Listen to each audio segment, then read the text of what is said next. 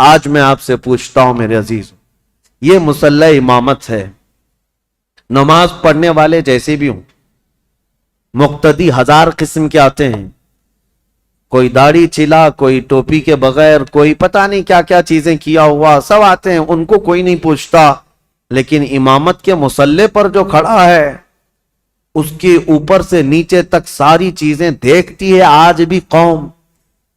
اگر کوئی شخص چوری میں مشہور ہو جائے تو میں آپ سے کہتا ہوں، کیا چور کو آپ اپنا امام بنا لیں گے مسجد کا؟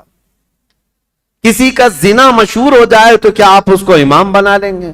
نہیں، آپ یہ کہیں گے میں جیسا تیسا ہوں لیکن امام نہیں۔ امام ایسا نہیں، چور ڈاکو اور لٹیرا ہم امام نہیں بناتے۔ میرے عزیزو، یہ جو تمہارے اندر فکر ہے یہ حسین ابن علی کی دی ہوئی ہے، یہ صدقہ ہے امام علی مقام کا، احسان ہے ان کا پوری دنیا میں، انہوں نے یہ چھاپ چھوڑی ہے کہ ہم آج مسجد کے اس مصلی کے لیے بھی پرہیزگار ڈھونڈتے ہیں اور شریعت کا پابند ڈھونڈتے ہیں۔ اگر امام حسین اس وقت یہ کر جاتے، یزید کے ہاتھ میں دے کر بیعت کر لیتے، تو آج کوئی بھی اس بات کو دلیل بنا لیتا، میاں آپ فلاں امام پر اعتراض کر رہے ہیں، رسول اللہ کے نواسے نے امام مان لیا تھا شرابی کو، تو ہم کیوں نہیں امام بنا سکتے؟ ہر ایک کے لیے دلیل بن جاتی۔ اسی لیے میرے عزیزو، خالی وہ وقتی جنگ نہیں تھی، قیامت تک کے لیے فیصلہ تھا، قیامت تک کے لیے دلیل بننے والا تھا ان کا عمل۔ اسی لیے امام حسین کو بہت بڑا فیصلہ لینا پڑا، بہت بڑا فیصلہ لینا پڑا۔ اگر میرے نکلنے سے صرف میرے گھر کا ہی مسئلہ تھا تو یہ الگ بات ہے، لیکن میرے نکلنے سے آنے والی نسلوں کے لیے بھی ہے تو مجھے 1000 بار سوچنا پڑے گا۔ امام حسین کے سامنے یہ چیلنج تھا کہ وہ رسول اللہ کے نواسے، جن کے لیے میرے آقا نے یہ فرمایا حسین منی وانا من الحسین، حسین مجھ سے ہیں اور میں حسین سے ہوں، اس کا مطلب یہ ہے رسول اللہ کی شریعت حسین سے ہے، رسول اللہ کا دین حسین سے ہے۔ تو جب امام حسین سے پورا دین وابستہ ہے تو پھر امام حسین کو بہت سوچ کر کے قدم اٹھانا تھا۔ ظالموں، خالی صرف اتنا بک بک کہہ دینا کہ وہ خواہ اپنے خاندان کو میدان جنگ میں جھونک دیے اور سیاسی جنگ تھی یا بغاوت کیا، اپنی آخرت خراب کرتے ہو، اپنی آخرت برباد کرتے ہو، تمہیں خبر بھی نہیں ہے۔ تمہارے ساتھ اگر ایسے معاملات آ جائیں تب پتا چلے گا، دین کی تھوڑی بہت بھی سوجھ بوجھ رکھتے ہو تو ایسی حرکت کبھی نہیں کر سکتے۔ اب امام حسین گھر والوں کو آ کر بتاتے ہیں، گھر والے تیار ہوئے، ٹھیک ہے مدینہ رسول چھوڑ کر جائیں گے۔ اور وہ رات بھی آ گئی جب رسول اللہ کا یہ عظیم نواسہ مدینے سے رخصت ہو رہا ہے، جہاں ان کی پیدائش ہوئی۔ 4 ہجری شعبان المعظم کا مہینہ تھا جب امام حسین مدینے میں پیدا ہوئے تھے۔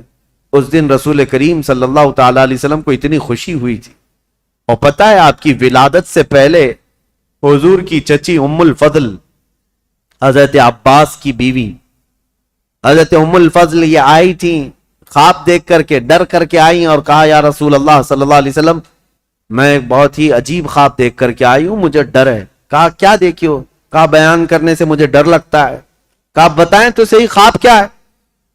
تو چچی ام الفضل نے کہا تھا میں نے کل خواب میں دیکھا آپ کے جسم کا ایک ٹکڑا کٹ گیا اور میری گود میں گرا ہے۔ حضور نے فرمایا گھبرانے کی ضرورت نہیں، فاطمہ کے گھر بیٹا پیدا ہوگا اور وہ پرورش کے لیے تمہاری گود میں ڈالا جائے گا، اور فاطمہ کا بیٹا میرے جسم کا ٹکڑا ہے۔ جو رسول کریم صلی اللہ تعالی علیہ وسلم نے جس کو اپنے جسم کا ٹکڑا کہا وہ مدینے میں پروان چڑھا ہے اور مدینے میں آنکھیں کھولی ہیں، خطبہ رسول کو سنا ہے، حسین پرورش ہے صحابہ کے جھرمٹ میں، ماں فاطمہ الزہرا اور باپ حیدر کرار، نانا رسولوں کا سردار۔ اس عظیم جوان کو میدان میں اترنے کے لیے اب جو وقت آیا وہ عجیب اتفاق تھا کہ اپنا شہر چھوڑنا ہوا۔ امام حسین کہتے ہیں میرے نانا نے یہ فرمایا تھا کہ ہر نبی اس جگہ دفن ہوتا ہے جو جگہ اسے سب سے زیادہ محبوب ہوتی، لہذا سید الانبیاء جہاں دفن ہے تو مدینہ ان کو سب سے زیادہ محبوب ہے. لیکن عجیب اتفاق ہے اے حسین، رسول کا جو سب سے محبوب علاقہ ہے وہ مجھ سے چھوٹا چلا جا رہا ہے. امام حسین اپنے خاندان کو لے کر حضور صلی اللہ علیہ وسلم کے روضے پر آئے اور آتے ساتھ رو پڑے. کہا نانا جان، یہ وہی شہر ہے جہاں میں آپ کے کندھوں کی سواری کرتا تھا. یہاں کے در و دیوار گواہ ہیں اور یہاں موجود لوگ بھی گواہ ہیں کہ آپ سے جو میری محبت تھی یا مجھ سے جو آپ کی محبت تھی، اس کے قصے مشہور ہیں. لیکن آج میں مدینے سے رخصت ہو رہا ہوں، اس لیے نہیں کہ مجھے کوئی جائیداد بنانی ہے، صرف اس لیے کہ آپ کے دین پر کوئی آنچ آنے نہ پائے. امام حسین حضور اکرم صلی اللہ تعالی علیہ وسلم کے روضہ اطہر سے اجازت لیتے ہوئے نکلے تھے. مدینے والے کہتے ہیں وہ عجیب سما تھا کہ مدینے والے دیکھتے رہ گئے. اہل بیت کا قافلہ جب نکل رہا تھا، اس میں حضرت امام حسین کے بھتیجے، بیٹے، بیٹیاں، بہن اور کئی لوگ شامل تھے. یہ قافلہ بعد میں بڑھتا چلا گیا، لیکن مدینے سے نکلنے والے قافلے میں اتنے تھے. اور پھر امام حسین اپنی والدہ ماجدہ سیدہ کائنات فاطمۃ الزہرا کی قبر کے پاس آئے اور بے اختیار رو پڑے. اپنی ماں کو آخری مرتبہ سلام کہہ رہے تھے. مدینے والے کہتے ہیں کہ حسین کا جانا ہم نے دیکھا تھا، حسین واپس مدینے کبھی نہ آئے. اور مدینے والے روکتے رہے کہ ہم آپ کی بیعت بھی کریں گے اور آپ کی حمایت بھی کریں گے، آپ مدینے سے نہ جائیں. کئی لوگ آپ کے جبے کو تھام کر پکڑے ہوئے تھے. کہا ہم آپ کو چلتا پھرتا دیکھتے ہیں تو رسول اللہ کی یاد آتی، ہم آپ کو یہاں محسوس کرتے ہیں تو ہمیں نبی پاک کی خوشبوئیں محسوس ہوتی ہیں. آپ اگر مدینہ خالی کر کے جائیں تو ہمیں بتائیں رسول اللہ کے گھر میں اب بچا کون؟ آپ کے بھائی شہید ہو چکے امام حسن، آپ کے باپ بھی نہیں ہیں. رسول اللہ کے گھر کی ایک نشانی آپ ہیں اور آپ جا رہے ہیں اور اپنی اولاد کو بھی لے جا رہے ہیں. کیا مدینہ رسول اللہ کے گھر سے خالی ہو جائے گا؟ اگر رسول اللہ کا گھر یہاں نہیں ہے تو پھر کس کا گھر رہے گا؟ مدینے والوں کی وہاں پر جو بہتابی تھی، آہو فغاں تھے، یہاں تک کہ وہ لوگ لڑنے کو تیار ہوئے اور تلواریں نکال چکے تھے. کہا حسین ابن علی ہماری تلواریں ہیں، آپ کے ساتھ ہیں، اللہ کا واسطہ دیتے ہیں آپ نہ جائیں. امام حسین نے ایک ہی جملہ کہا، میں رہ تو جاؤں گا تمہاری باتوں پر، لیکن کل کو جو عیاش لڑکا بیٹھا ہوا ہے تخت خلافت پر یعنی یزید، یہ مقابلے کے لیے مدینہ بھی فوج بھیج دے گا اور حرم رسول کو میں مسلمانوں کے خون سے رنگین نہیں کر سکتا. نبی پاک کا شہر میری وجہ سے خون آلود ہو جائے، مجھے یہ گوارا نہیں. میں میرے نبی پاک کے شہر کا حد درجہ احترام کرتا ہوں، مجھے جانے دو. یہ قافلہ مدینے والوں کی آنکھوں سے اوجھل ہو گیا. مدینے والے کہتے ہیں راتوں کی نیند غائب ہو گئی، ہمارا چین و سکون غرق ہو گیا. ہم اہل بیت کے اس گھر پر آتے تھے جو رسول اللہ کے حجرے سے لگا ہوا تھا، جہاں کبھی سیدہ کائنات فاطمۃ الزہرا رہا کرتی تھی. حضرت فاطمہ کا وہ مکان جو آج رسول اللہ کی جالیوں کے اندر آ گیا ہے. اہل مدینہ کہتے ہیں اس گھر کے اطراف ہم گھومتے تھے، اس لیے کہ ہمیں پتہ ہے اس گھر کی تاریخ کہ حضور اگر اس گھر کے اندر بیٹھے ہوتے اور قرآن اترنا ہوتا تو جبرائیل دروازے پر کھڑے ہو کر پہلے اجازت لیتے پھر گھر میں آتے تھے. دوسری جگہوں پر جبرائیل امین براہ راست حضور پر وحی لے کر آتے تھے، آیتیں لے کر آتے. لیکن جب فاطمۃ الزہرا کے گھر میں حضور ہوتے تھے تو جبرائیل اجازت لے کر آتے تھے. اہل مدینہ کہتے ہیں وہ گھر خالی ہو چکا تھا، اس گھر کے اندر اب کوئی نہیں تھا. اہل بیت نبوت کا یہ گھرانہ، رسول اللہ کا یہ خاندان سب چل پڑا تھا. مدینے والے کہتے بھی تھے کہ کیسا وقت آ گیا کہ آج نبی پاک نے جس مدینے کو عظمت کا بلند مقام دے دیا، اس مدینے میں ان کے ہی گھر کے لوگ رہنے کے لیے آج پریشان کیے جا رہے ہیں، ستائے جا رہے ہیں اور یہاں سے ہجرت کرنے پر مجبور کیے گئے. امام حسین ابن علی رضی اللہ تعالیٰ اپنے خاندان سمیت نکل کر کے مکہ مکرمہ پہنچے. शाबान उल मुअज्जम का महीना था, तकरीबन 4 तारीख थी जो हजरत इमाम हुसैन की पैदाइश की तारीख। जब तकरीबन 4 शाबान की तारीख 4 शाबान को मक्का मुकर्रमा में दाखिल हुए, मक्का वालों ने शानदार इस्तकबाल किया। अब्दुल्ला बिन जुबैर भी वहां थे, अब्दुल्ला बिन उमर भी वहां थे। उन्होंने कहा, हुसैन इब्ने अली आप आ गए मदीने से सलामती के साथ, अहलन व सहलन मरहबा, आपके लिए मुबारकबादी हो। वलीद बिन उकबा से, मरवान बिन हकम से, यजीद से आपने जान बचा ली, अब अमन व अमान में आप रहे। मक्का मुकर्रमा में ये खानदान नबुव्वत, अहले बैत का घराना खुशहाली के साथ रह रहा था। लेकिन बुरा हो इन कूफी शियों का। शियाने अली एक जमात है जो बाद में चलकर शिया कहते हैं ना, शिया का मतलब हिमायती। हजरत अली रदी अल्लाह तआला अन्हु के हिमायतियों की एक जमात थी, शियाने अली उनको कहा जाता था, जो कूफा में रहते थे, बरसों से हजरत अली के जमाने से थे, क्योंकि हजरत अली ने भी दारुल खिलाफा कूफा को बनाया था। और हजरत अली के बाद इमाम हसन भी वहां रहे कूफा में, और उसके बाद वो हिजरत करके मदीने चले गए, तब फिर इमाम हुसैन भी गए थे। तो कूफा वालों का ताल्लुक हजरत अली के घराने से पहले से था। और इमाम हुसैन की ये तारीख मैं आपको बताता हूं कि जब अमीर मुआविया खलीफ यानी हुकूमत कर रहे थे, उस वक्त भी कूफा वाले इमाम हुसैन को खत लिखकर बुला रहे थे कि अमीर मुआविया को माजूल कर देते हैं, आप आ जाइए।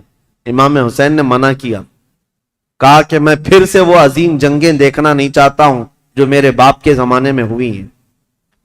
तो हजरत इमाम हुसैन गए नहीं, अमीर मुआविया के जमाने से कूफा वाले खत लिख रहे थे, आप आ जाइए। आप जब अमीर मुआविया का इंतकाल हो गया और यजीद तख्ते खिलाफत पर बैठ गया, तो कूफा वालों ने एक मीटिंग की। कूफा इराक का एक शहर है, इराक में आज भी वो शहर मौजूद है, और जितने अहले बैत से मोहब्बत करने वाले लोग थे सब जमा हुए और मीटिंग किया। और वो एक शख्स के घर में मीटिंग हुई जिसका नाम मुस्लिम बिन सुर्द बताया गया है। और वो शख्स सारे लोगों को जमा करके कहता है, देखो अमीर मुआविया का तो इंतकाल हो गया और यजीद बैठा है, तुम सबकी राय क्या है? क्या अली के बेटे हुसैन खिलाफत के सबसे ज्यादा हकदार नहीं है? कूफा वालों ने एक जुबान होकर कहा, हाँ, रसूलुल्लाह के नवासे अली इब्ने अबी तालिब के बेटे, उनसे ज्यादा हकदार कौन है? तो उन लोगों ने कहा कि हमने ये सुना है कि इमाम हुसैन ने भी यजीद की बैत को कबूल करने से मना कर दिया और वो मदीना छोड़कर मक्का जा चुके हैं। ऐ लोगों, तुम्हारा क्या ख्याल है, हम हुसैन इब्ने अली को यहां बुला न लें? हम कूफा बुला लेते हैं और यहां बुलाकर उनकी खिलाफत को तस्लीम करते हैं, उनके हाथ में बैत कर लेंगे, और फिर धीरे धीरे पूरा हिजाज इमाम हुसैन के हाथ पर बैत कर लेगा, पूरा अरब बैत कर लेगा, और यजीद को हम उतार देंगे तख्ते खिलाफत से। तो कूफा वाले इस बात पर सब इत्तेफाक, और फिर सारे लोगों ने मिल करके खत लिखा इमाम हुसैन के नाम पर। अब्दुल्ला बिन सुबह हमदानी नाम से एक शख्स था, इसके हाथ में खत देकर भेजे जिसमें कूफा के बड़े रईस और जिम्मेदार जो लोग थे, वहां के जो सरदार थे, उनकी दस्तखतें थी, उनकी मोहरें लगी हुई थी। यह खत रमजान की 10 तारीख को आया। कहां? मक्का मुकर्रमा में।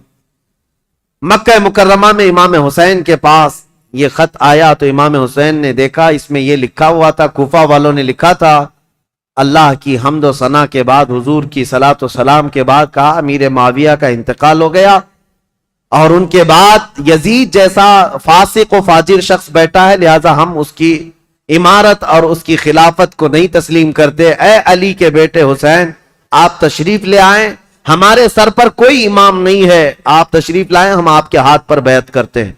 यह खत का मजमून था। इमाम हुसैन रजी अल्लाह तआला अन्हु ने यह हरम काबा में इस खत को पढ़ा, उसके बाद लोगों से पूछा, अब सुनिए, कोई एक शख्स ने भी इस बात पर रजामंदी का इजहार नहीं किया। जो बड़े सहाबा थे उन्होंने कहा कूफा वालों की बात पर कभी यकीन नहीं किया जा सकता, ये गद्दार लोग हैं, धोखा दे देते हैं, ये गद्दार लोग हैं, धोखा देते हैं। आपके बाप को भी कूफा में शहीद किया गया, आपके भाई को भी शहीद किया गया है, اب آپ وہاں کیوں جانا چاہتے ہیں؟ مت جائیں، مکہ آپ کے لیے امن و امان کے ساتھ۔ حضرت امام حسین نے ان خطوط کو نظر انداز کر دیا، لیکن 2-3 دن کے بعد تقریباً 53 یا 55 لوگ کوفہ سے چل کر کے مکہ مکرمہ آئے، اور طواف کعبہ کے بعد سب امام حسین کے پاس نظر و نیاز لے کر کے آئے، اور اس کے بعد پھر خطوط لے کر آئے، کوفہ والوں کے حالات بتائے۔ امام حسین نے دوبارہ صحابہ سے مشورہ کیا کہ کیا کرنا چاہیے، تب پھر صحابہ نے وہی بات کی، کوفہ والے غدار قسم کے لوگ ہیں، طبیعت کے اندر ان کے استقامت نہیں، کسی ایک بات پر جمتے نہیں ہیں، آپ مت جائیں۔ دوسری مرتبہ بھی امام حسین صبر کر کے رہ گئے۔ رمضان کا مہینہ ختم ہونے کو آیا، تقریباً خطوط کا سلسلہ جاری رہا، اتنے کہ 10,000 کے قریب لوگوں نے امام حسین کو دعوت دی، اور اخیر میں یہ دعوت دی کہ اے حسین ابن علی، کل قیامت کے دن اگر اللہ تعالی ہم سے یہ سوال کر لے کہ فاسق و فاجر معاویہ کے بیٹے سے تم نے بیعت کیسے کی، اس کو امیر کیسے بنایا، تو ہم اللہ کی بارگاہ میں قیامت میں یہ جواب دیں گے کہ اے رب العالمین، ہم نے تو رسول اللہ کے نواسے کو بلایا تھا مگر انہوں نے انکار کیا، تو ہمارے پاس کوئی چارہ نہیں تھا، اس لیے ہم نے یزید کی بیعت کر لی۔